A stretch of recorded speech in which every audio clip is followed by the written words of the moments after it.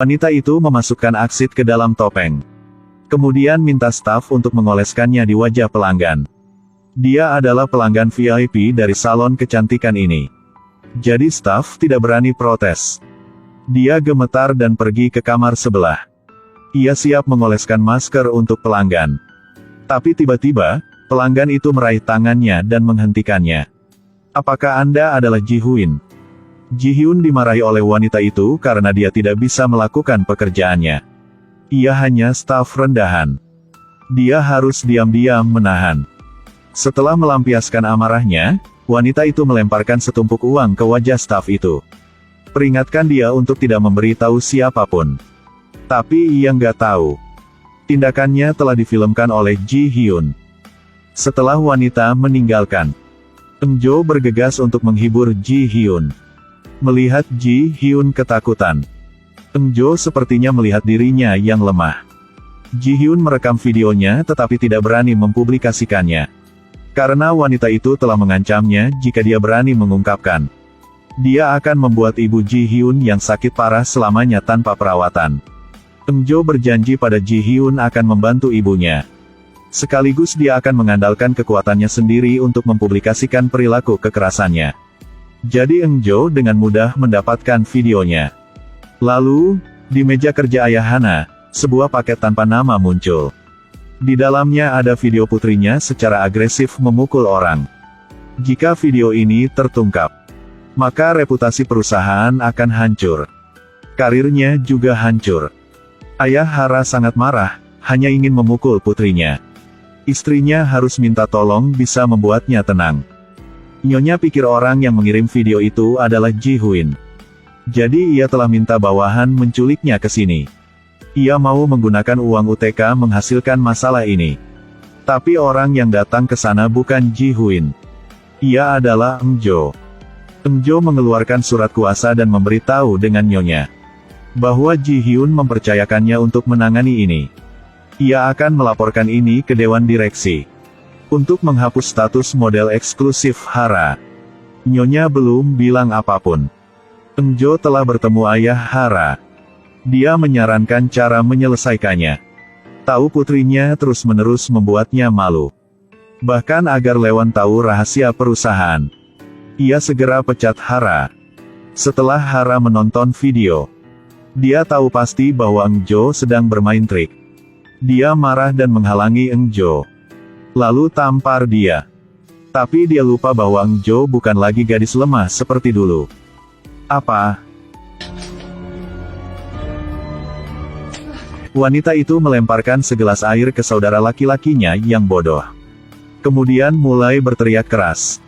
Dia bahkan tidak merasa itu cukup dan mulai memukulnya. Di belakang mereka, Eun Jo hanya bisa melihat adiknya dibuli. Tangisan menyedihkan saudaranya. Seperti setiap pisau yang menusuk hatinya. Dia tak bisa menahan. Pada saat ini, Eun Jo hendak bergegas keluar ketika ibu angkatnya menariknya kembali. Jangan muncul, ini tantanganmu. Wanita yang mencurigai Eun Jo adalah sahabatnya yang sudah meninggal. Ini adalah jebakan. Jika orang yang dipukuli ini adalah adik laki-lakinya. Kalau begitu pasti Eun Jo tidak bisa tenang. Ibu angkatnya melihat semuanya, dia berinisiatif bertemu. Bertanya pada Serin mengapa dia memukuli stafnya. Adik laki-laki melihat Eun Jo berdiri di belakang. Ia segera memanggil kakak. Dia menangis dan menceritakan tentang apa yang terjadi selama bertahun-tahun. Tapi Eun Jo tidak boleh berekspresi. Dia dengan dingin menghadapi segalanya. Ibu angkat tidak bisa membiarkan mereka terus melakukan hal-hal buruk. Jadi ia mengancam Serin untuk membatalkan kerjasama. Serin tidak berpikir tindakannya akan mempengaruhi perusahaan. Dia sangat panik. Hara tahu bahkan Eun Jo bukanlah sahabat terbaik mereka.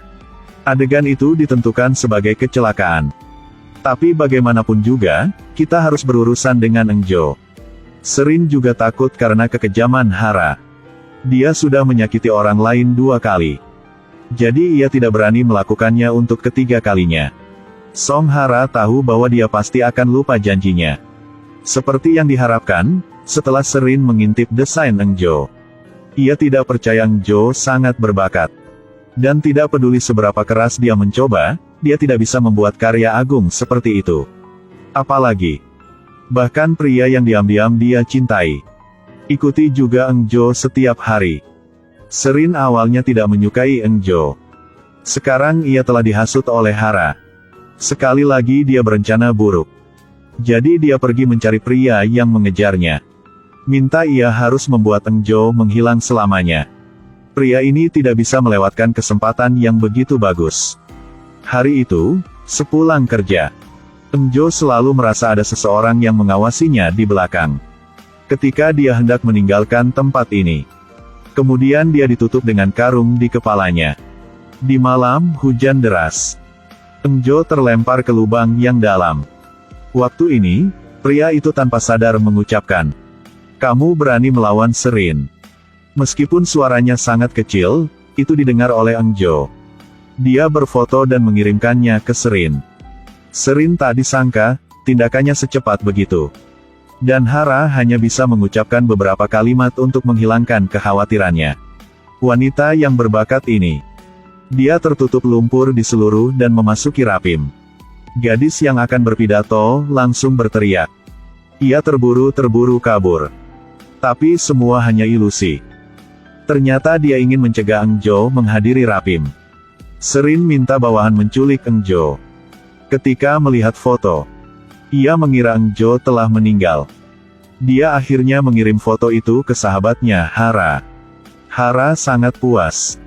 Tapi ia gak tahu, kemarin pas batunya longsor, bawahan Serin melarikan diri karena mereka sangat takut. Untungnya, Eng Jo bisa lolos dari kematian.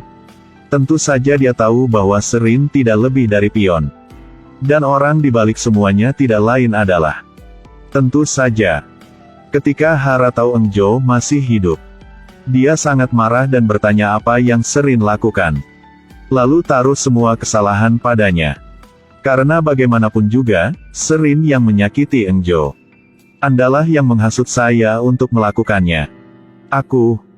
KM ada bukti atau enggak? Serin tahu dia terjebak sekarang. Untuk melindungi dirinya sendiri, dia pergi mencari pria itu. Minta dia untuk bertanggung jawab atas perilaku ini. Pria menyeringai. Kenapa bisa begitu? Mereka adalah kawan. Tentu saja, ibu angkat tidak akan memaafkan siapapun yang berani menyakiti putrinya. Lagi pula, dia juga pemilik perusahaan besar. Dia tidak mengatakan apa-apa, langsung pergi ke perusahaan Hara. The teleporter is then fatally knifed by Roland. Kalau tanpa penjelasan yang masuk akal, dia akan memulihkan investasinya. Ini adalah kejutan besar bagi perusahaan ini. Oleh karena itu, ayah Hara segera mengirim seseorang untuk menyelidiki. Ibu Hara mengingat ekspresi Seri yang tidak biasa di pagi hari. Dia menduga. Tentu saja, ia hanya berbicara beberapa kata. Serin mengaku. Kemudian dia mengatakan bahwa Hara menghasutnya untuk melakukannya. Hal ini membuat ibu Hara sangat khawatir. Jika suaminya tahu bahwa putrinya akan menyebabkan masalah lagi. Tak hanya Hara. Bahkan ia mungkin akan mengusir keluar. Song Hara tak pikir itu.